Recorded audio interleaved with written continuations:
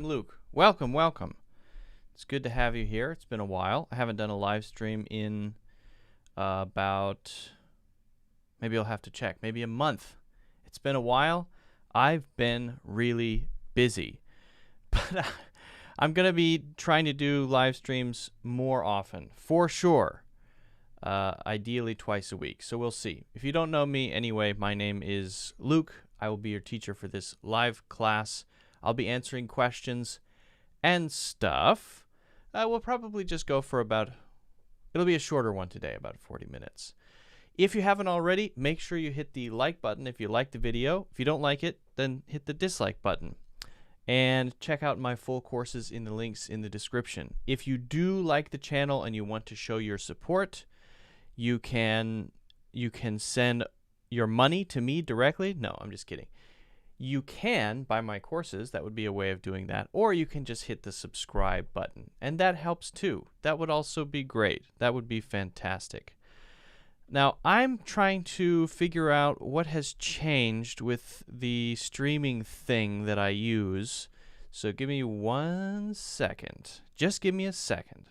Give me 1 second. Am I even live? I think I am. Yeah, I am, but it puts it on. It doesn't update the picture. That's odd. Let me update my picture here. Don't want to have that one there. That one's no good. We're also going to be talking about some suggestions for what you should read today. So that will hopefully be helpful, hopefully be useful. And as usual, I will be answering your questions. That's one thing that I usually do in live streams, so of course I'll be doing that as well.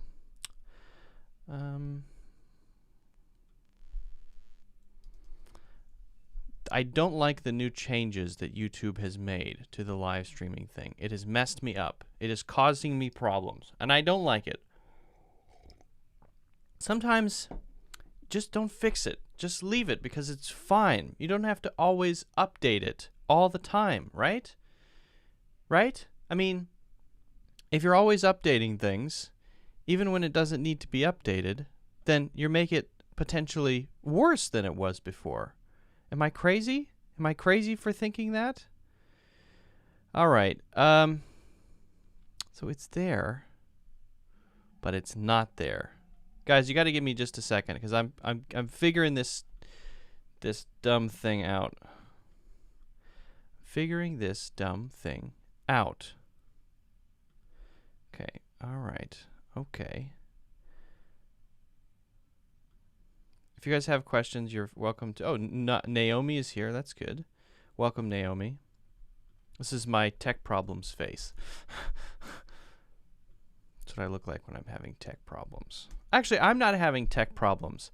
I think that YouTube is having tech problems. That's what I think. I'm fine.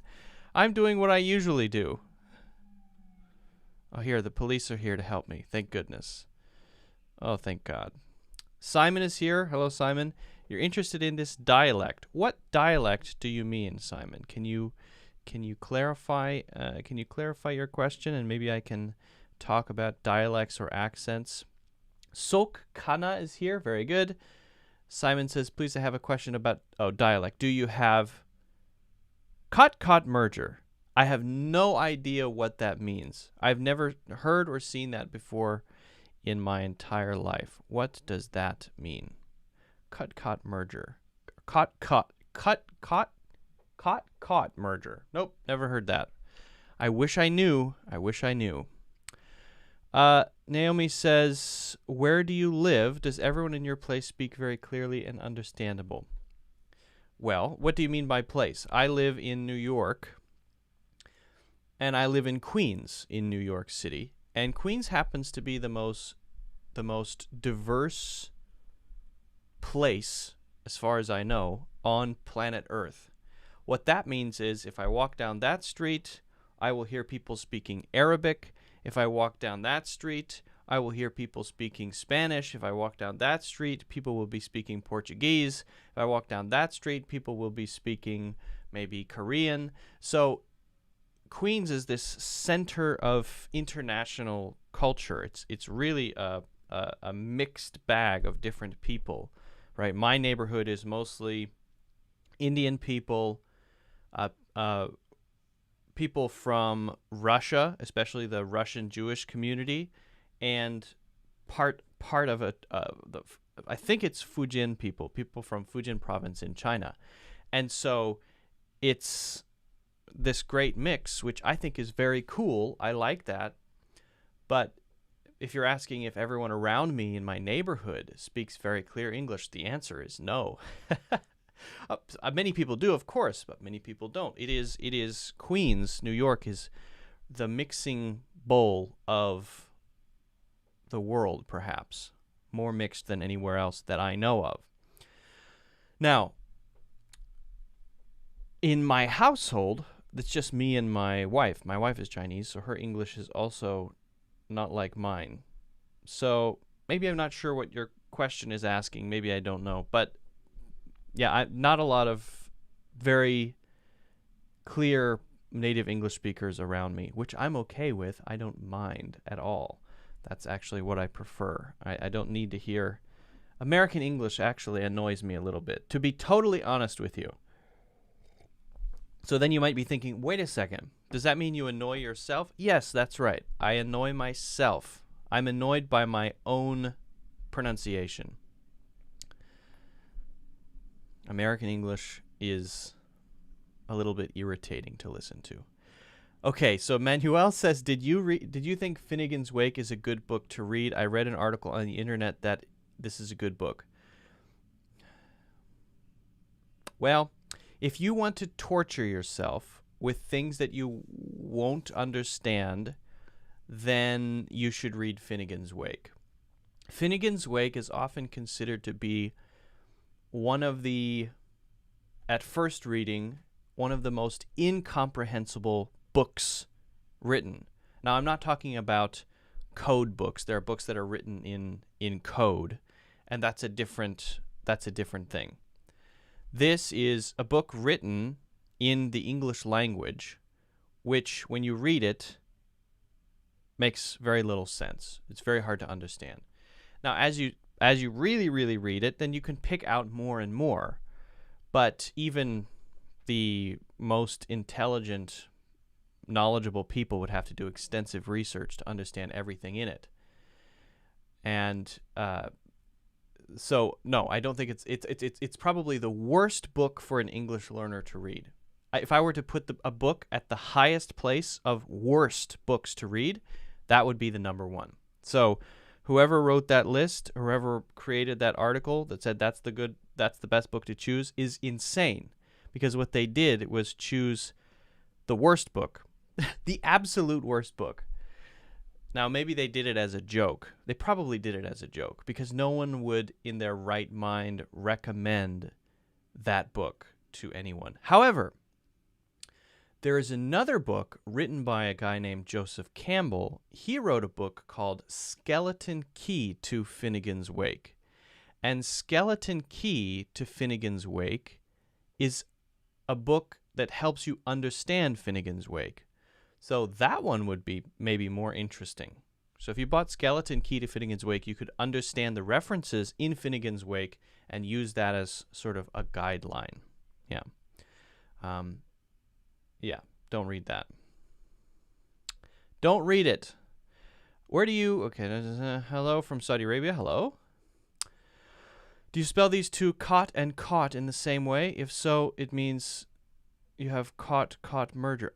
I still have no idea what you're talking about, Simon. What you're saying is gibberish to me. I don't understand what you're saying, unfortunately. I don't know. Hello from Nicaragua. Are you still uploading videos to the Udemy platform? Yes, I am. I'm actually working on a new Udemy course. I've been working on it for the past few months. I'll have a few Udemy courses coming out at the end of the year. The link in the description is not to my Udemy, but if you go to Udemy and search my name, Luke Priddy, Priddy, then you can find my courses there. They might be doing a site sale now. I'm not quite sure, but yeah, you can certainly find my Udemy courses there, or if you go to cloudenglish.net, you can find my Udemy courses from cloudenglish.net as well. Right now there are 11, and then by sometime next year, early next year, there will be, I think, 21 courses or 22. That's my goal. So big project. That's why I've been so busy, actually. I've been recording. They're all written, though. All the courses are written. I'm excited. There's going to be... I'm just finishing up the prepositions course now. Been pretty intense. Hi, Luke. Do you think if I repeat every word that you're talking, I can practice and speaking well, like a parrot? It seems like a good idea. Again, I'm not sure where you're getting your advice, Leandro. But no, that doesn't work. Now, it might work for your... It depends on what your goal is. If you just want to focus on pronunciation and you want to master the sound that you like, if you like the way that I sound when I speak, then yeah, that's not a terrible idea to do something called a shadowing technique. Shadowing is the method of taking a sample of speech, usually very short, 30 seconds, that you like, that you want to imitate, and then you listen to it many, many times, and you actually repeat the sounds. You don't think of it as words. You don't think of it as what it means. You just think of it as these sounds that you're imitating, and you're forcing what your mouth doesn't normally do to do something that allows you to sound the same as that. I have a video about this that I posted recently called Shadowing. I believe it's called Shadowing, where I practice my British accent using a clip from a YouTube video, and I found it to be a pretty successful method. A lot of people do it. Now the question is, I'm going to pop the question up here actually so everyone can see it. The question is then, will doing that make you a better English speaker in general? Will repeating someone like a parrot make you better at English? And if someone was recommending that to you as a good idea, I would say absolutely 100% no. Because what makes you able to speak your language is not your ability to move your mouth in a certain way and pronounce things a certain way.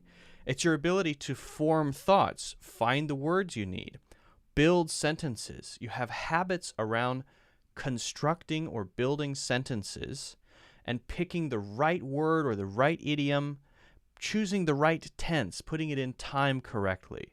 Those subtle things that are connotative, meaning that you suggest something, even though you're not saying it directly, using some sort of phrasing or even intonation that allows you to put a special little subtle meaning on it. All of that stuff is part of learning the language at a deeper level. And all of that is the part where you use your brain, right? So when you're imitating, when you're just copying, you're not really using this. But when you're speaking, when I say, answer this question, right? What do you think about whatever? And you answer that question, you now have to engage all of that machinery in here that you didn't have to use when you were just acting like a parrot, when you were just copying sounds. It takes very little thought to do that. It's more of an automatic process. You just try to copy the sounds. That's all you're doing. But when you have to put together meaning and put meaning into the world so that other people can understand what you mean and use grammar and all of that stuff, then parroting is absolutely useless. It won't help, right? The best thing you can do, well, there are a lot of different things you could do, but the best thing you can do is learn through actual examples so that you can see real language patterns, pieces of language that are what people actually say. And then you create things based on those. You create your own example sentences if you're practicing writing. You're practicing speaking. You have a speaking partner, and you give each other challenges where one person asks the other a question, and then you try your best to say what you mean, and then you give feedback to each other. Even if neither of you are native English speakers, you can do that. You can set up ways to practice. There are so many different things that you can do, but all of those things are pushing you to make something, pushing you to do something. because there is no thing out there that is exactly what is in your head that you want to say. And language is turning what is in your head, what you want to say, into meaning through your mouth or writing or whatever it may be. Some sort of output. So, yeah, the parrot method, no, bad idea. Better would be to practice speaking, get a speaking partner, practice writing every day, read books, read articles, watch movies, that whole thing that you're supposed to do as a language learner, trying to get immersion, always having some form of output and practice, building the right habits. That's the stuff you should be doing. So, yeah, parrot is good. Shadowing is good, but only in a specific setting for a specific thing. So hopefully that answers your question. Guys, if you have any other questions, put them in the comments. Don't forget to subscribe if you like the video, or hit the like button, or do both, why not? And check out the courses in the links in the description. All right, good question though. Good question. Kevin says, how can I understand the native English speaker when they speak very fast? Okay. Fernando says, you have got a Nintendo 64? That is a Nintendo 64. That is correct. That is a Nintendo 64 with, can you guess the game? Why can't I put my thumb on that? What game is that? Why do you think it is that we as non-native English speakers are able to understand more English than we speak? That's a good question. And it's also true for me with Chinese. I can understand a lot more Chinese that I'm comfortable speaking out or saying. And I think the reason for that seems to be Mario 64 is the right answer. Very good. Very good. It's one of the best games there. I mean, it's the four best games for Nintendo 64. Mario 64, Mario Kart, Smash Brothers, best game in my opinion, and Zelda. Okay, so this question is pretty interesting. Ellie Peralta, 85, born in 1985, okay, 3 years older than me, says, why do you think it is that we as non-native English speakers are able to understand more English than we speak? And the simple answer is the same reason that most non-native speakers of any language are able to understand more than they speak. Understanding comes before the ability to communicate well, usually. And I think that's also true, by the way, for little children, for babies. Of course, they're making sounds very early, but their ability to understand what's going on and what people are saying comes before their ability to explain themselves. So in almost all cases of English learning, understanding seems to be at a higher level, at least earlier, than does the ability to communicate and express, right? I was listening to a YouTube podcast today with Lex Friedman and Stephen Wolfram. It's 4.5 hours long. And if you know anything about Stephen Wolfram is he's a mathematician, he was a physicist, and Lex Friedman he's a computer scientist, he's an AI researcher, and it was a very high-level conversation. They're very technical, very mathematical. I'm not an expert in mathematics, so I was, for 4.5 hours, like this, trying to understand what I was hearing, because there's so many concepts, ideas, and terms that I'm unfamiliar with as a non-mathematician, non-scientist, non-computer programmer. But I was able to understand what they were talking about, at least in general. Okay? But if you were to ask me, tell me what they were talking about, that would be a lot harder for me to do. Okay, so, all right, well. So I was able to grasp what they were saying as they went pretty well, except for some of the more complicated words, but not really get it to the level of being able to talk about it at the level that they're able to talk about it. It's their field. I mean, they're brilliant people. I'm just a dingus who lives in New York, and so I don't know that. So it's the same kind of idea. You hear people talking in a TV show or a movie, you hear people talking at work, you're able to catch the words, you've learned it, but then when you get into a conversational situation, it's tough to find the words that you want to use. It's tough to put everything together and be clear. And there, I think, are a couple different things going on there. Number one is just a great imbalance of what kind of activity it is, right? You spend much more time gaining an awareness of language, gathering, than you do creating, output, right? And because of that imbalance, because there's so much more gathering, because there's so much more input, then your brain is wired to be able to do that better. What you do more, you're better at, right? If you play ping pong instead of basketball 6 hours a week and 1 hour a week, then you're going to be better at ping pong, which you play 6 hours a week. Probably, right? Probably. So there's that imbalance. I think that's part of it. And I also think, though, it is the lack of an ability to find ways to practice the other thing. So how many opportunities do you have to practice speaking? Do you have conversations every single day?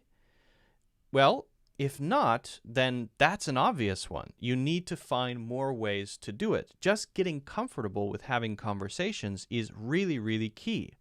I've seen students go from feeling really uncomfortable talking with me one-to-one to really confident. And when they get more confident and when they feel more comfortable, language starts flowing out. So there's one, just the lack of practice in general, but two, once that level of comfort comes in conversations, as you find more ways to speak, then the feeling of goes away, and the language that you know starts to be able to come out more easily. So that's a big part of it too. That is what I would call the nervousness factor. When you haven't done something enough, you have a nervousness factor. I haven't driven in 10 years. Recently I've been driving. I got a car, and at first I felt really nervous, and I was making stupid mistakes. As I've been relaxing, I've been much more confident, and I've been able to, I think, drive better. Same thing with games, video games. You start playing a new game, you feel nervous, you don't know what you're doing, you get killed right away. As you relax, as you do it more, you feel more confident, you feel more comfortable, and your actual skills are able to flow.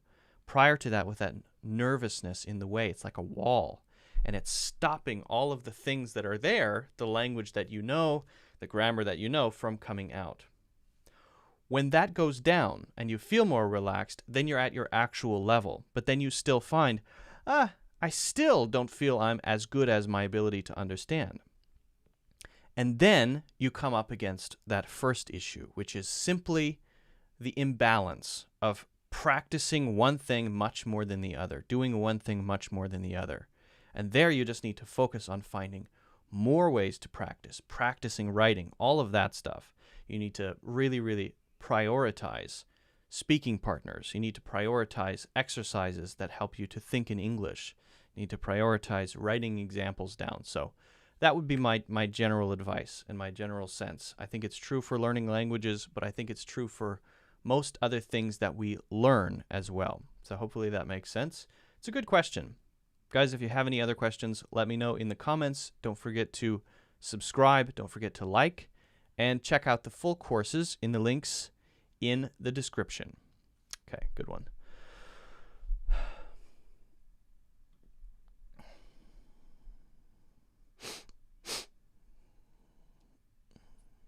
May you tell me in which way one can use the verb brainstorm? I think you've asked that one. Mohammed, I want to know, why do you always ask the same questions? I answer your questions, but then you're not there for the answers, or what? I've definitely answered that question, which you've asked before. So I'm not going to answer it. Harmony says, I'm an English education major student in South Korea. Do you think studying syntax is good for English? I can't find any pleasure from studying syntax. Harmony needs pleasure when studying English. Well, best of luck to you, Harmony. Okay.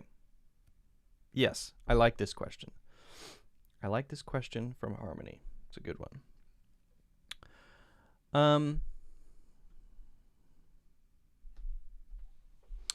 Harmony T says, "Hi, Luke. I'm an English education major student in South Korea. Do you think studying syntax is good for English? I can't find any pleasure from studying syntax." So this is the question of not learning things well, or feeling that you can't learn well because something just sucks. It's not fun to do. It's not interesting. And that's an okay problem to have, because that means that you just haven't found the right way to do it. What way are you doing it, would be my question. If you're in a very dry way, studying things like sentence diagrams, or you're looking at basic structures in a textbook or something like that, well, that probably is pretty boring. That probably is pretty boring. But it goes back to a very interesting finding from a study that was done, I believe, in France. And the study was about how well students in France were able to pick up the French language as foreign exchange students. And they had two groups of students, and it was quite an interesting result. One group of students was just studying the language. They were studying the structures, they were studying the idioms, they were studying the vocabulary, all of that stuff. The other group of students, who were at the same level from the start, were studying a subject, civics, or something. I can't remember. They were studying the thing, and then using French to learn it. So they had to learn French in order to understand the subject. So what they found was, when the students had to learn the language as a requirement in order to learn another thing, they were able to learn it better than the other group. Why is that? Well, the other group, maybe they didn't really see, why are we doing this? What is this for? What is the application of this? Maybe if you remember in middle school or high school, your math teacher would say, okay, here's the equation for this thing. And you're just thinking, well, that's nice, but why am I using that? But if your teacher had told you that this might be useful if we apply it to economics, and if you understand economics, then you can, get this job, and this is what these people in this job use this to do, that would have been more interesting, right? But they don't do that. They just teach you the equations, and it's really boring. So like the students learning French, use the syntax to do something, or use it because you have to use it in order to accomplish something. So what do I mean by that? Well, maybe you could do this sort of two-step back and forth process where you read a book that's very challenging to you. It's a challenging book, so you have to really, read it pretty carefully. Then you give yourself the task of summarizing each chapter in writing. This is a challenge. Or perhaps not even summarizing it. Maybe that's too boring. Maybe you give yourself the challenge of giving an analysis of each chapter, saying what you agree with and what you disagree with, what you thought was interesting, what you thought the person who wrote this did well or explained well. Maybe that's more interesting. So you're trying to accomplish something. You're trying to achieve something. You have to do it. And then in order to do it, you need to have good syntax. Now, if you wanted to really put yourself in a pressure situation, then get onto some online forums where you have to write long replies to each other. Write some answers to questions about things that you know about things that you know. Yes, about things that you know on Quora. So someone asks a question. Well, what do you, Harmony, know? What kind of topics do you know about? What can you answer questions about?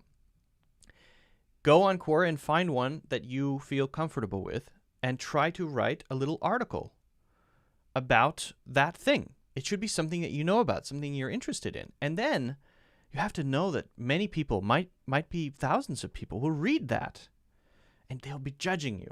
That's a little bit of pressure, and that can be a good thing, having that pressure behind you, on you. I need to make this really good. Because you need to make it really good, you need to be able to use good syntax. So then you're applying what you've learned immediately to the thing that you're doing. Then you get comments and you interact with that. So you're actually creating something in the world that's useful. You're helping yourself in other ways because you might be making more connections. You might be gaining a reputation as someone who's knowledgeable about a subject. And at the same time, through that activity, through that exercise, you are learning syntax rather than like the students in France just learning French for whatever reason, or the kid in math class just looking at equations. Why am I doing this? Rather than not having a reason. So give yourself a reason. And I'm not saying you have to choose the reason I gave you. I'm just saying that as an example. But there's always a way. Be creative, not about what you're learning. Be creative about the way that you learn, the angle that you take into learning, right? If I just said, so for example, I started a YouTube channel. Here I am on YouTube. If I had said, I just want to learn video editing. I want to learn video editing. Well, I could, but why would I do it? No, I'm going to make a short film. Ah, okay. Well, in order to make a short film, I have to learn video editing. I'm going to start a YouTube channel. Well, in order to make YouTube videos, you have to learn video editing. So put a thing that's interesting that pulls you on the other side of the dry, boring thing. That's my real advice there. It's a good question, Harmony. And thank you for correcting the N. I just want to make it clear, everybody, that Harmony did, before I commented on this, she did write N in a follow-up comment. So in case anyone is judging an English major for putting English, she did correct it. Just for the record. All right. Guys, if you have any other questions, comments, leave them in the comments. Don't forget to hit the like button, subscribe, and check out my full English courses in the links in the description. All right. Good question from Harmony, for sure.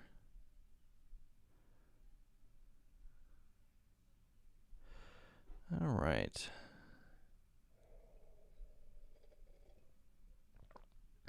Muhammad is asking the same question twice. I'm not going to answer that one. Too boring.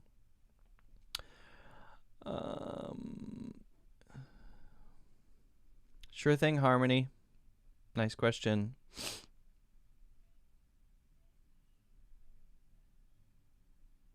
All right. Well, I'm going to talk about the thing that I want to talk about. The thing that I came here to talk about. Okay. All right. So,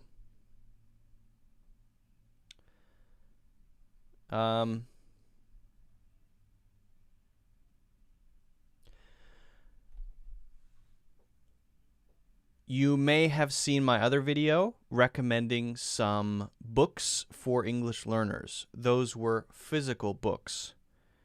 Now, there's the expression to kill two birds with one stone.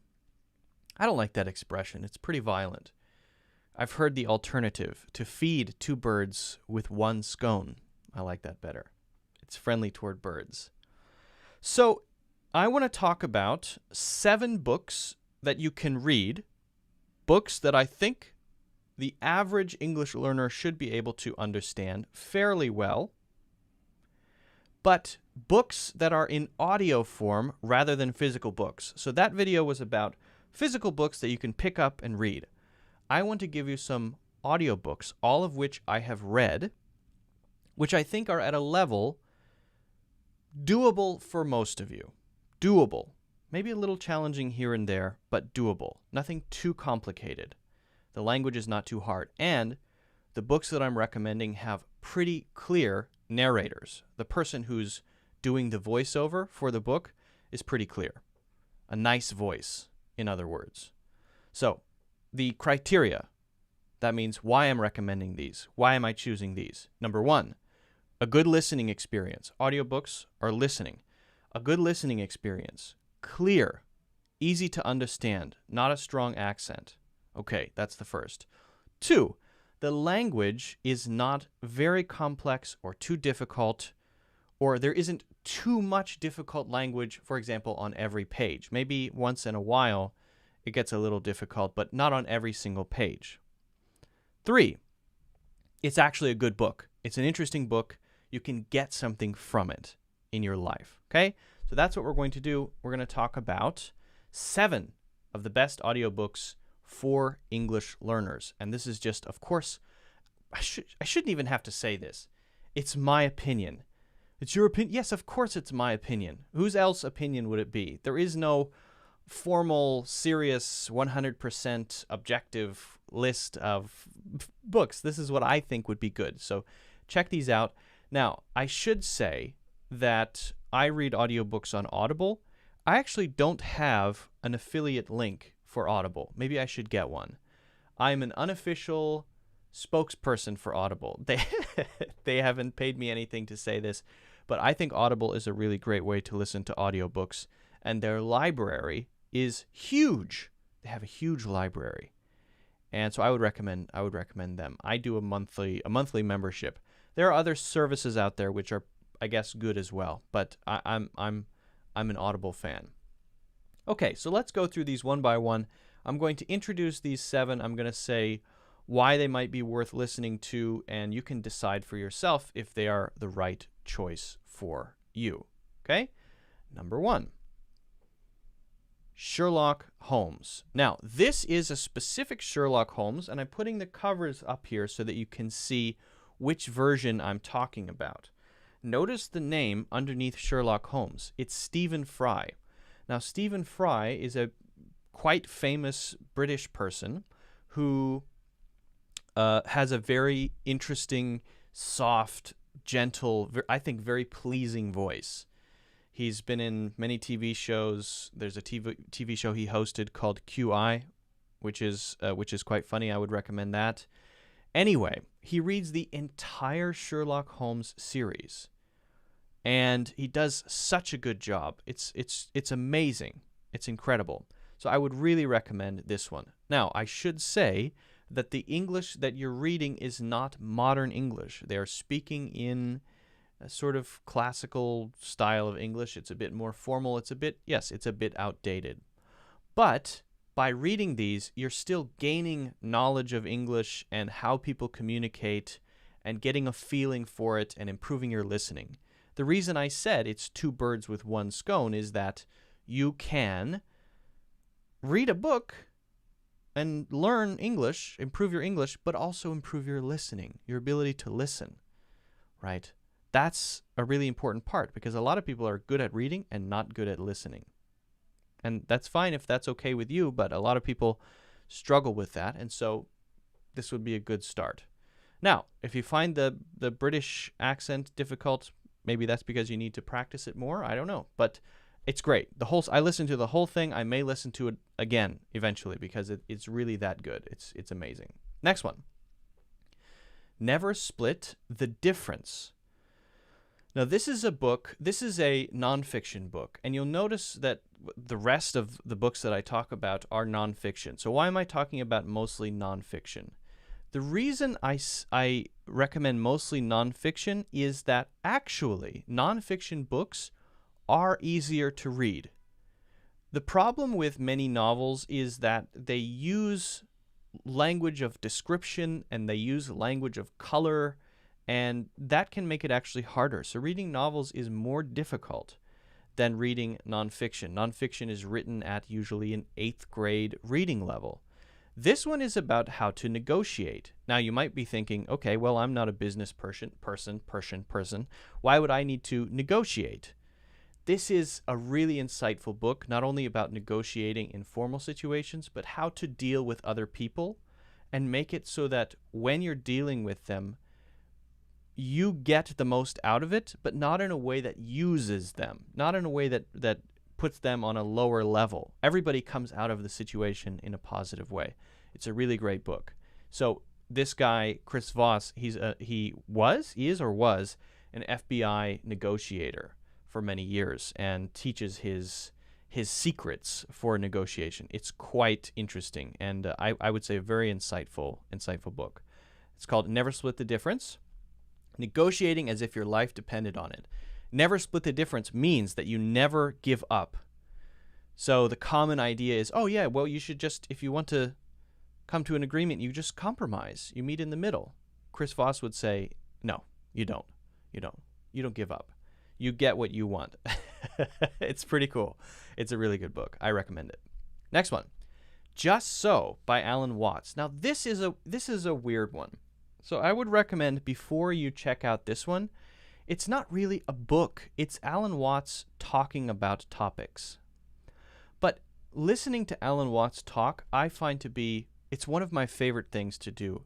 It's so relaxing. He speaks so well. He's so intelligent, but he explains things in such a simple and easy to understand way. He's usually talking about Eastern religion, like Hinduism and Buddhism, but also about life and how to be happy and psychology and philosophy, but not in such a way that it's really hard to understand what he's saying. Now, to sort of see if it's the right level for you, I would first recommend going onto YouTube and searching Alan Watts and listening to a couple of videos. And if you find that you can understand him pretty well, then you could maybe pick up one of these on Audible. Actually, the lectures on YouTube and the ones that are on Audible are the same, but they're compiled together under different themes. So I personally am glad I picked up the Audible versions, because it's quite a few hours, maybe 16 hours of listening, and it's packaged in a way that I like. So I think it's worth it, but you could just listen to him on YouTube. He's a great, I think, a great speaker and a communicator, and if you're going to learn from somebody, that would be the person to learn from. He's in my opinion, the best English speaker who ever lived that I'm aware of. Seriously, the best in the world. I did a video about the best English speakers, and he was at the top of my list. He's just a great communicator. Okay. The next one is The Other Side of History. Now this one is on Audible, but this one is actually a course. So what does that mean? Well, it's not a book. It's not someone reading something. It's someone giving a talk about something, and this is through something called the Great Courses. Now the Great Courses is a great company. They produce courses from top university professors about specific topics, and they have thousands of courses on many interesting topics. Now, I really like this one because it's very easy to understand, and if you're even a little bit interested in history, it's a great perspective on all of human history, from the very earliest to modern history. It's really interesting. And the cool thing about it is it's not the normal type of history where it's kings and queens and powerful people. It's about common people. It's about normal people in history, how everyday people lived, how everyday people ate, what they ate, the kind of clothes they wore. And it's very accessible. That means it's not hard to understand. It's pretty straightforward. It's a really, really good one. I've listened to this course all the way through, I think 2 or 3 times, and have learned a lot from it. So definitely check that one out. Again, it's not a book. It's a lecture, sort of like the Alan Watts one. It's a talk. But because of that makes it, I think, even easier to listen to and even easier to understand, because it's someone who's just speaking as they speak, like I'm talking now, right? When someone is writing, they might say things in a way which is a little more carefully crafted, right? And so when they're just talking, they're a bit more organic, a bit more natural, and that might make it actually easier for you to understand. Another one, which I read recently, which is an awesome nonfiction book. It's about advertising. And again, you might be thinking, I don't care about advertising. What do I need to know about advertising? I agree. I don't really need to know that much about advertising as well, but it's just very insightful. So it's called Alchemy by Rory Sutherland, another British guy. So you can go on to TED or YouTube and search Rory Sutherland TED Talk. He has several really, really good TED Talks. One of my favorite, maybe my favorite TED speaker. And it's just an insightful book. It makes you realize things that you hadn't realized before. When I was going through it, I would usually listen to it as I was on a walk. I often listen as I walk. I find it a good way to help me focus. I might walk and listen to something and then just sort of pay attention to what's around me and try to remember what this book is about. So I just remember as I was listening to this one, many things kind of unlocking, like locks being unlocked. Oh, I never thought about that before. Oh, that's a new idea. Oh, that's something I've never considered. He just has this very fresh perspective, and it's a really, really valuable one. So even though, yes, it is kind of about his insights on marketing, he was in advertising for many, many years, it is more than that. He takes those ideas and puts them on a slightly broader level, things that you can use in your life to look at things in a new way. So definitely check that one out. That one's pretty good. Okay, Fingerprints of the Gods. This might be one of the, if not the best, audiobook experiences I've had. It's got to be at least in the top 5. It's just so well done. It's so well written. The story is so interesting, and the topic is so interesting, and the author reads it so well that you just can't stop. It has been, I think, one of the most addicting that I've listened to. In other words, sometimes I'll just put one down and I don't need to listen to it right now. This one, I couldn't stop listening to it. It's also nonfiction. Now, for this one, there are some complicated words. There are a lot of place names that might be a little difficult, like Göbekli Tepe.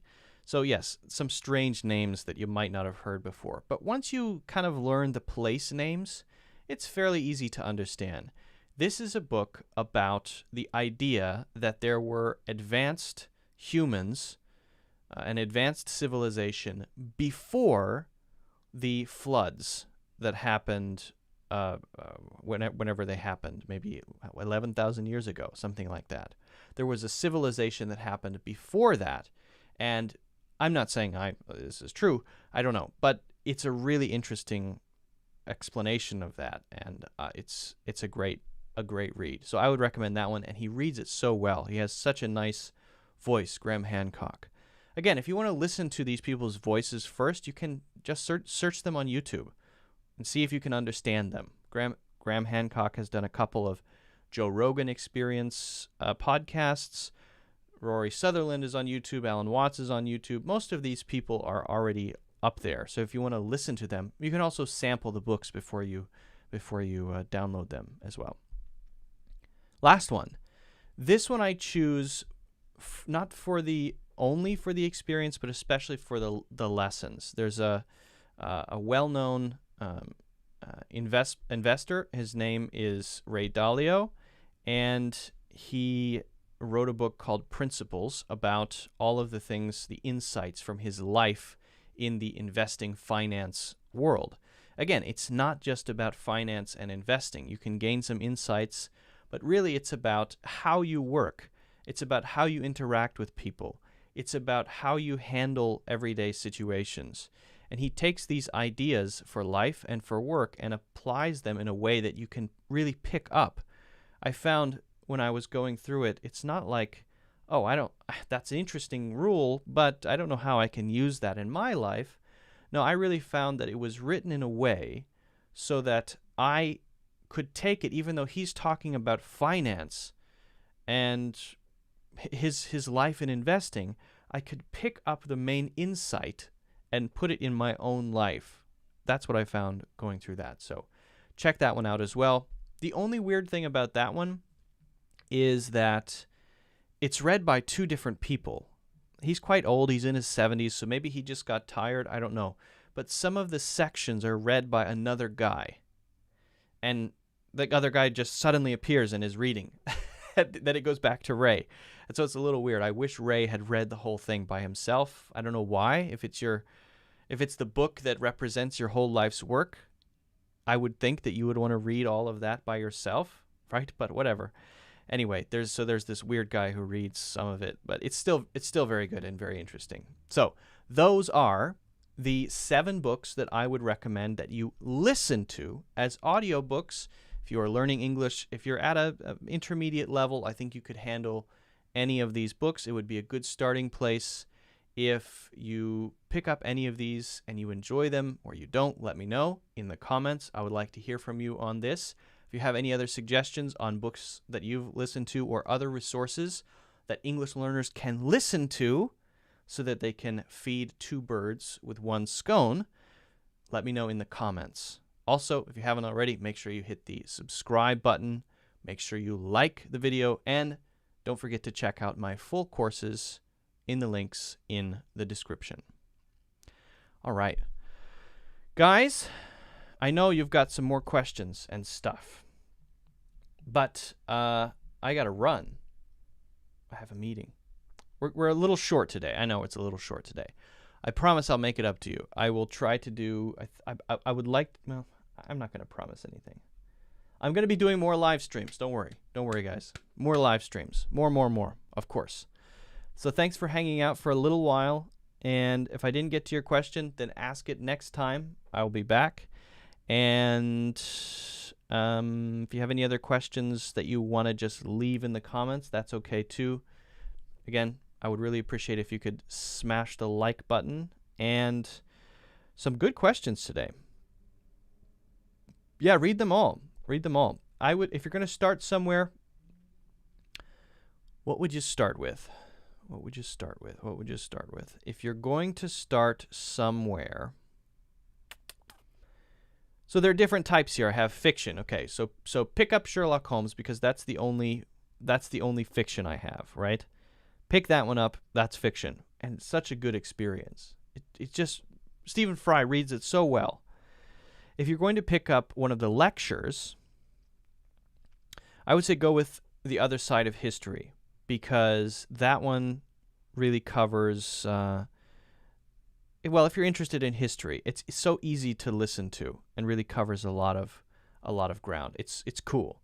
And then for one of the books to read, I would say number 1 would probably be Fingerprints of the Gods. This is my number 1. And again, there are some difficult place names, but once you get over those place names, once you learn those place names, it's not that hard. Those are my top 3, I think. Yeah. All right, guys. Thanks a lot. I got to run, and I will see you in the next one.